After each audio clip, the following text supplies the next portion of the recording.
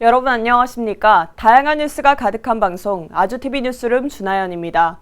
5월 20일 월요일 뉴스 시작하겠습니다.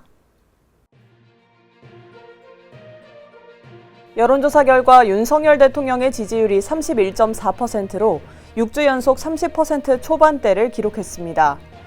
국민의힘이 최상병 특검법에 대해 찬성 불가 입장을 재확인하며 수사가 끝난 뒤 법 도입 여부를 결정해야 한다고 맞받았습니다. 민주당을 비롯한 야당 5당이 오늘 용산으로 집결해 최상병 특검법 수용을 한 목소리로 외쳤습니다. 지난해 미국이 우리나라의 해외 직접 투자에서 44%가량을 차지했는데 미국의 해외 기업 적극 투자 유치로 국내 반도체 등 핵심 기업이 미국 진출을 늘린 결과로 보입니다.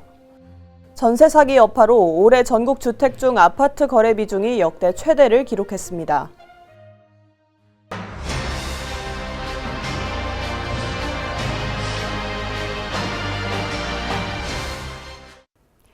여론조사 결과 윤석열 대통령의 지지율이 31.4%로 나타났는데요. 6주 연속 30% 초반대를 기록했습니다.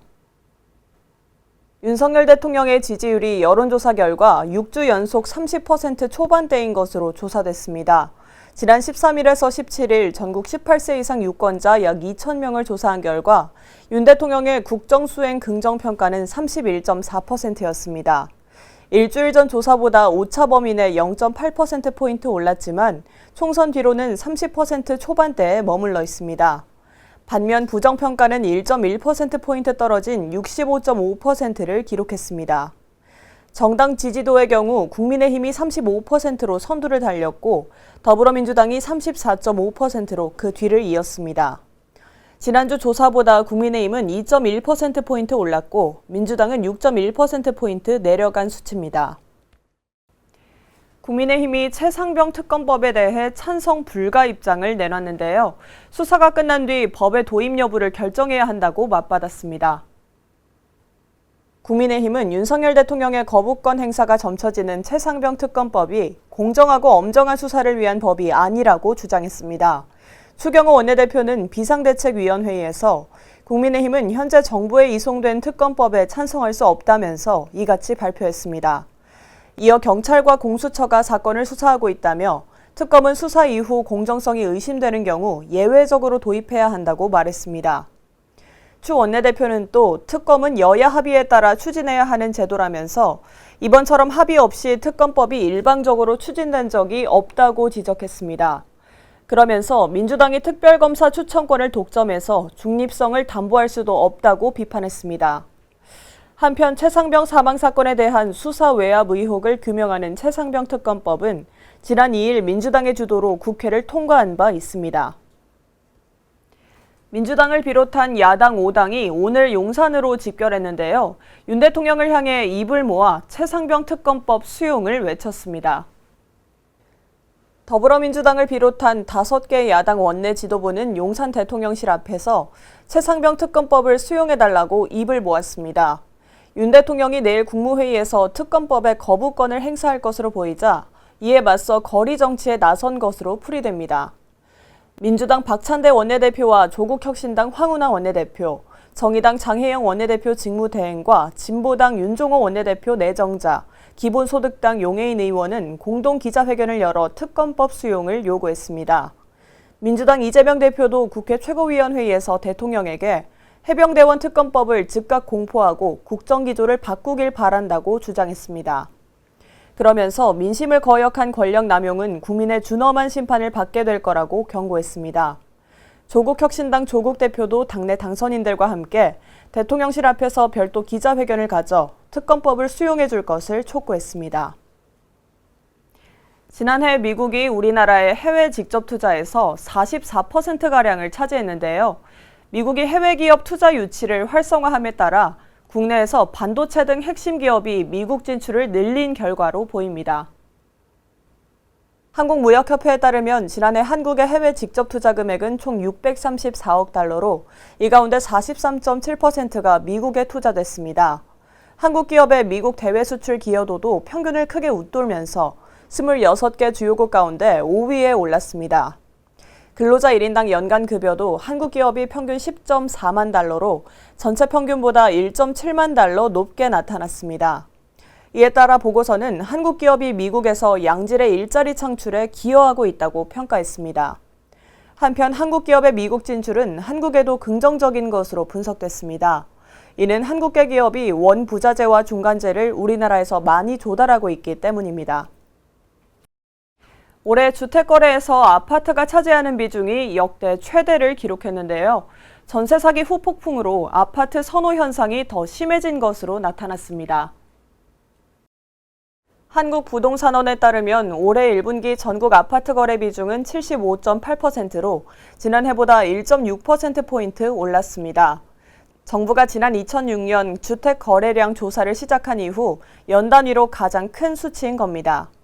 반면 비아파트 거래 비중은 24.2%로 지난 2006년 조사를 시작한 뒤 가장 작았습니다. 이는 최근 고금리가 이어지고 공사비가 올라 나타난 현상으로 풀이됩니다. 지난해부터 빌라와 단독주택 등의 인허가 물량이 대폭 줄면서 신축 주택 공급이 줄었기 때문입니다. 아파트 거래 비중은 지난 2022년 27.5%까지 줄면서 심각한 거래 절벽을 보였다. 지난해 전세 사기 여파로 급격히 커져 지금까지 비슷한 수준을 이어가고 있습니다. 의사 집단 행동과 관련해 의료계 일각에선 이탈한 전공의들의 추가 수련 기간을 임의로 산정해서 복귀 시한을 8월로 보고 있죠. 이에 정부가 부당한 법 해석이라며 전공의들에게 오늘까지 복귀하라고 전했습니다.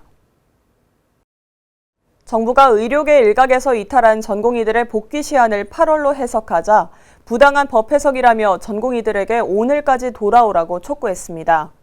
조규홍 보건복지부 장관은 중대본 회의 모두 발언에서 전공의들은 전문의 자격 취득을 위해 이탈한 지 3개월 내 복귀해야 한다고 말했습니다. 이어 의료계에 실현 불가능한 조건을 내세우지 말고 대화에 나서야 한다며 정부는 언제든지 대화할 준비가 돼 있다고 덧붙였습니다. 정부가 가덕도 신공항 부지의 공사 기간을 6년으로 정했습니다. 공항은 오는 2029년 12월 조기 개항을 목표로 올해 연말 착공될 전망입니다. 정부가 가덕도 신공항 부지 조성 공사 기간을 6년으로 정하고 오는 2029년 12월 조기 개항, 2030년 준공이라는 계획을 세웠습니다. 국토교통부와 부산시 등의 입찰 공고문에 따르면 부지 조성 공사 금액은 10조 5천억 원 이상이며 공사 기간은 착공일로부터 6년입니다.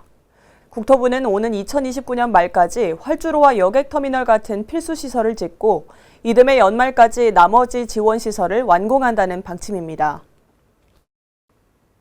부천국제영화제가 올해 배우 특별전 주인공으로 배우 손예진 씨를 선정했습니다. 제28회 부천국제 판타스틱 영화제 집행위원회는 올해 배우 특별전의 주인공으로 배우 손예진 씨를 선정했다고 전했습니다. 올해 특별전 이름은 독보적 손예진으로 관객들은 손 씨의 23년 연기 인생을 함께 돌아보고 사진전 등에도 참여할 수 있습니다.